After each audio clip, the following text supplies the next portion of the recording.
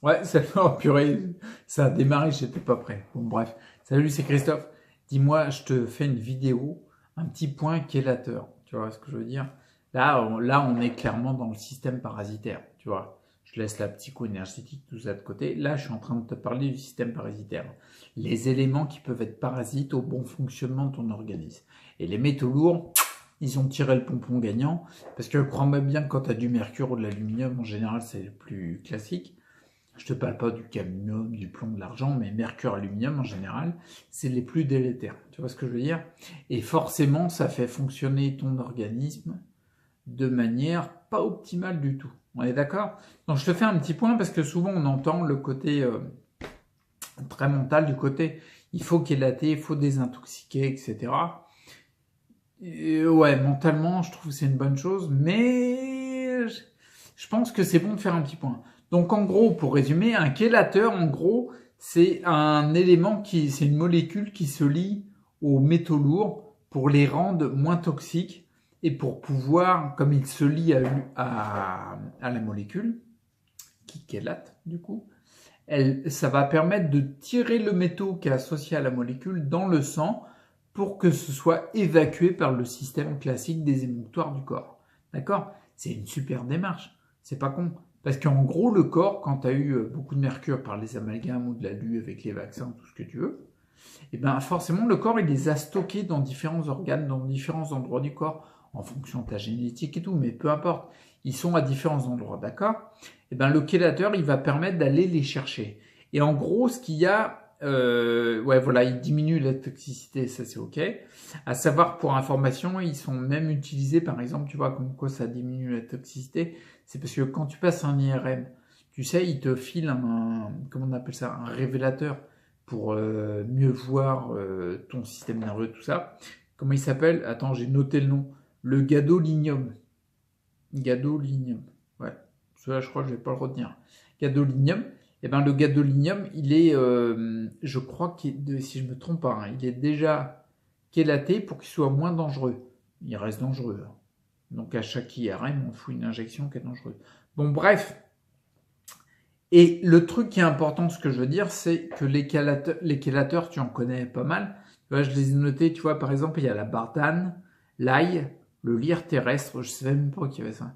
Les algues, donc les algues, on va dire les plus connues, c'est quoi? C'est chlorella et clamate, spiruline un peu peut-être, la coriandre, bien sûr, le PCM, et après, quand les parties médicamenteuses, tu as le DMSA, le DMPS et le DTA aussi. Le DTA, je sais plus si c'est médicamenteux ou pas.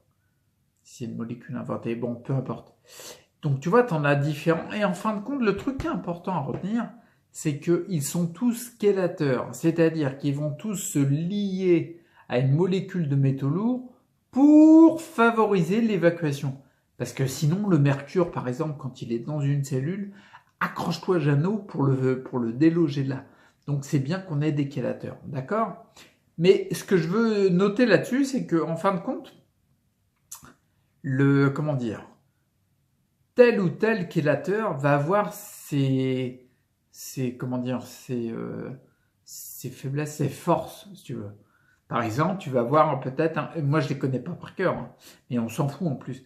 Il va y avoir des chélateurs qui vont plutôt retirer de tel ou tel organe, d'autres chélateurs qui vont plutôt alléger le système nerveux, d'autres chélateurs qui vont enlever de différents endroits, tu vois. C'est pour ça d'ailleurs que dans le protocole du professeur Klinghardt, il préconise de commencer par de la chlorella et après de commencer à mettre de l'ail des ours ou de la coriandre. Parce que l'ail des ours a des fonctions différentes, il chélate à des endroits différents que la chlorella, au même titre que la coriandre. C'est pour ça que tu t'en mets de la teinture verte de coriandre sur les poignets ou sur les chevilles.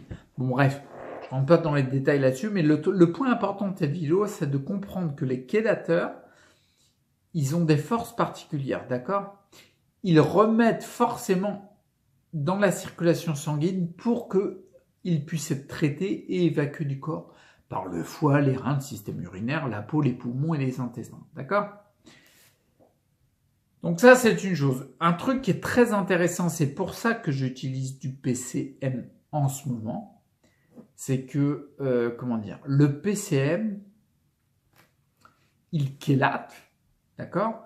Donc, la molécule se lie à une molécule de métaux lourds pour être évacuée plus facilement, d'accord? Mais il chélate surtout dans la circulation sanguine, d'accord? Et il favorise, comme je le disais, il favorise l'évacuation par la peau et les reins, le système urinaire, d'accord? Une fois que tu sais comment il fonctionne, une fois que tu connais ton outil, c'est là que tu as le plus de chances de l'utiliser à bon escient.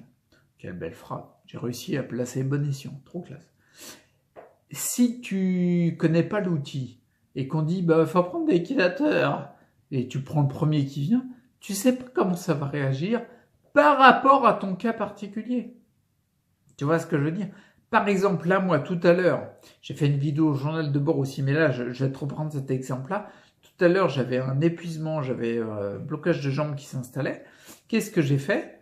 J'avais les mains froides, j'ai bien senti qu'il fallait un chélateur de PCM pour soulager la circulation sanguine et favoriser l'évacuation par les reins et la peau, et non pas un autre chélateur qui m'aurait été plus préjudiciable, parce que par exemple le Clamat, il aurait sorti les métaux qui sont plutôt enquistés dans les organes pour les remettre en circulation dans la circulation sanguine, d'accord? Pour l'évacuation, c'est un bon principe, mais par contre, qu'est-ce que ça aurait fait?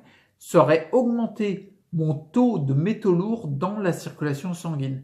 Donc, ça aurait aggravé mes symptômes. Tu vois ce que je veux dire? J'ai pris du PCM, j'ai utilisé ce chélateur, cet outil-là, spécifiquement et pas un autre, pour soulager, et ça fonctionne, parce que dans mon cas particulier, c'est une bonne chose, d'accord? C'est bien important de différencier les chélateurs. Je vais te faire une parenthèse aussi. Ouais, j'ai des grosses parenthèses en général, mais on va faire une parenthèse. Le rapport relargage et élimination. Ce que je veux dire, c'est que la plupart des chélateurs, hormis le PCM, et je crois le ALA qui parle dans le protocole Cutler, qui en fait référence, mais je n'ai pas d'infos là-dessus. Bon bref, le PCM, mis à part le PCM parce qu'il soulage la circulation sanguine, les autres chélateurs, on va parler de relargage, d'accord? C'est-à-dire que ils prennent dans le corps et remettent en circulation dans le sang pour pouvoir être nettoyés par tes émonctoires. On est bien d'accord. Ça, c'est le principe de base, c'est la loi physiologique, c'est comme ça que ça se passe. Et ça se passe comme ça tout le temps dans ton corps. Quand tu prends un chélateur comme du Clamat ou de la chlorella par exemple, bah, tu vas accentuer ce phénomène-là. Le A de accentuer, il est un peu aigu. Voilà. Tu vas accentuer ce phénomène-là par une prise d'un complément externe, mais ça se fait déjà dans ton corps. Le rapport, on va appeler ça du relargage, parce que ce qui est dans les tissus enquistés des organes, tout ça, c'est relargué dans la circulation sanguine pour être évacué, d'accord? Et là, le point important, c'est l'élimination. Parce que bien sûr que c'est tiré du corps, on le remet dans le sang, mais après, dans le sang, il faut que ça sorte dehors, parce que ça n'a rien à foutre dans le corps, d'accord? Encore moins dans la circulation sanguine. Donc là, l'élimination, ça va être l'élimination parce que je t'ai dit, par exemple, la peau, les poumons, les reins, le système urinaire et le gros intestin. Puis le foie, il travaille, mais le gros intestin, c'est là qu'on évacue. Quand tu fais pipi, quand tu transpires, quand tu expires, et quand tu vas aux toilettes pour faire la grosse commission. On est d'accord? Donc ça, c'est les éléments principaux. Et il se trouve que et ça c'est un point important, lorsque tu remets en circulation des métaux lourds, on parle de relargage, c'est-à-dire que tu les sors des organes et ils se remettent dans le sang.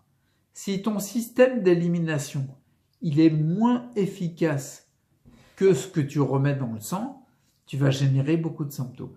D'accord? Moi, c'est ce que j'ai vu, par exemple, dans les années, c'était quoi?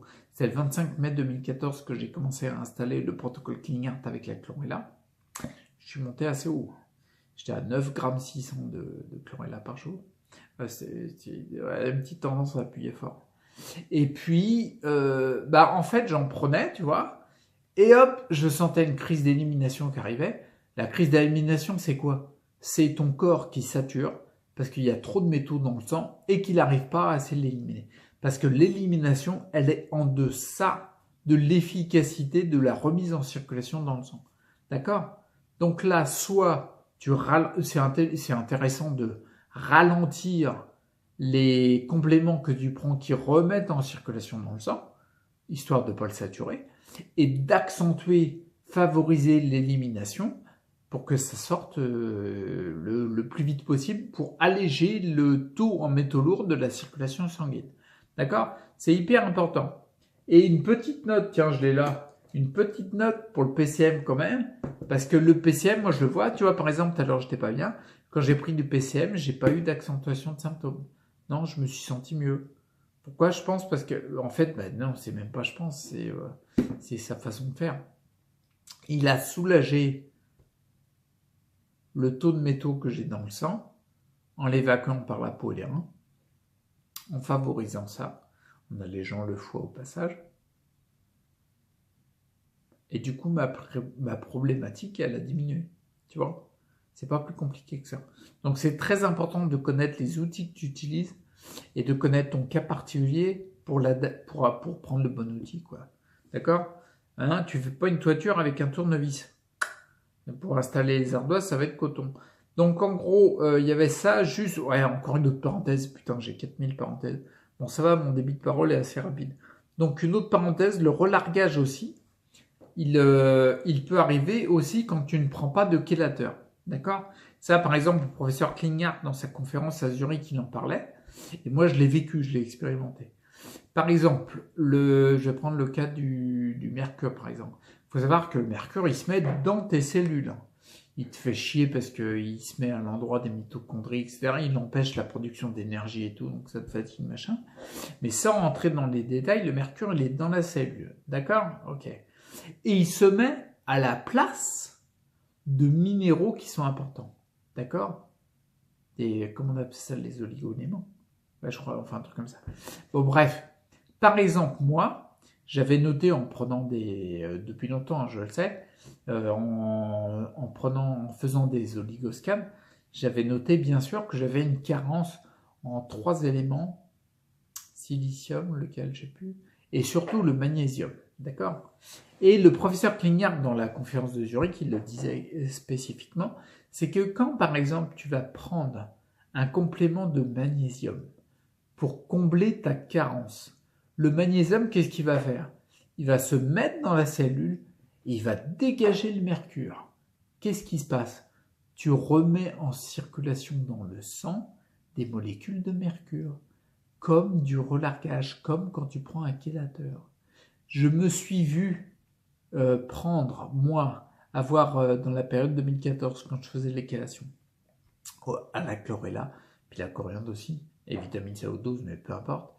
Quand je faisais ça, tu vois, je commençais à être un joueur de poker parce que je sentais ma crise d'élimination arriver. Je sentais quand, de toute façon c'est simple, j'avais plein de symptômes partout, je sentais quand mon taux de métaux présents dans le sang était plus important que l'efficacité de mon élimination, d'accord? Et bien quand j'ai pris du magnésium, je prenais pas de chlorella, où j'avais calmé la chlorella. Je me dis tiens, je vais augmenter le magnésium, j'ai une carence. J'ai pris le matin, bon comme d'habitude j'ai été un peu trop fort, ça m'a permis d'apprendre, et j'en ai pris je crois, j'en ai pris 4 gélules le matin, et 4 le midi. Ouais, c'était un peu fort. Résultat des courses, j'ai blindé mon corps de magnésium. Les cellules, elles étaient contentes du magnésium, tiens, remets-toi par là. Il se fout dans la cellule et il dégage le mercure. Dans l'après-midi, je pouvais plus marcher, à l'époque je marchais, je pouvais plus marcher, j'ai eu une crise d'élimination directe. Pourtant, j'ai pas pris de chélateur.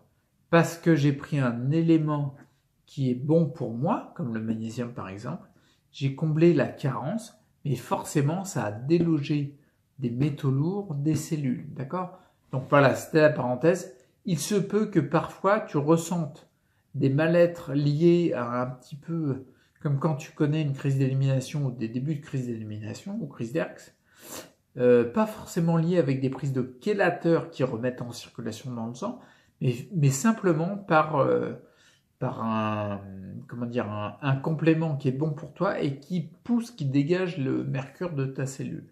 Donc ça, c'était la petite parenthèse.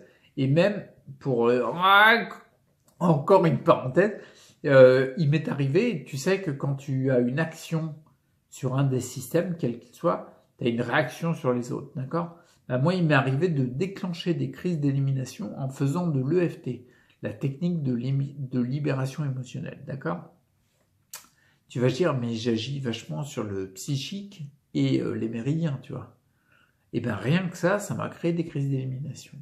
Donc ça, c'était juste pour te passer l'info. Et puis, je vais terminer avec la conclusion, parce que là, c'est une vidéo, elle a combien? 15 minutes 20. Ouais, voilà, tu vois, on peut pas faire l'économie de confier notre santé. Notre santé, c'est notre vie. Tu confies les clés de ta vie à quelqu'un d'autre qui va dire, faut que tu prennes ça, faut que tu prennes ça. Non, on peut pas faire l'économie. À mon avis, pour tous ceux qui sont en déséquilibre de santé, et il y en a de plus en plus, et c'est pas fini les gars, et ben on prend nos clés de notre propre vie, notre propre destinée, notre santé, d'accord? On se renseigne et on ne pourra pas faire l'économie d'expérimenter et d'apprendre à jongler avec les différents outils qui sont à notre disposition, d'accord? Des outils qui sont pas délétères, ça peut être intéressant, d'accord? Donc je pense, pour conclure, tu vois, on ne peut pas faire l'économie de ne pas passer par l'expérimentation. Ok, ne pas, il y a deux négations dans la phrase. Ouais, bon, c'est pas grave. Bon, voilà, j'arrête la vidéo ici. C'était la vidéo point calateur, la grande case. Et puis, je te souhaite de... Ouais, j'arrête là, tu vois, j'ai plus rien à dire. Tiens, regarde, je vais décaler ma tablette. Voilà, pour pouvoir attraper le bouton stop. Ouais, il me faudrait un gros bouton. Tu sais, comme un bouton arrêt d'urgence. Bah, ils ont mis un truc tactile. Ah ouais, c'est bien tactile, mais moi, 3 fois sur 2, là, je zappe à côté, quoi. Bon, bref, peu importe, on s'en fout. Allez, prends soin de toi, restaurateur pour ta santé, puis je te dis à bientôt. Attends, je me place d'abord. Je te dis pas bientôt tout de suite. Allez, à bientôt, ciao.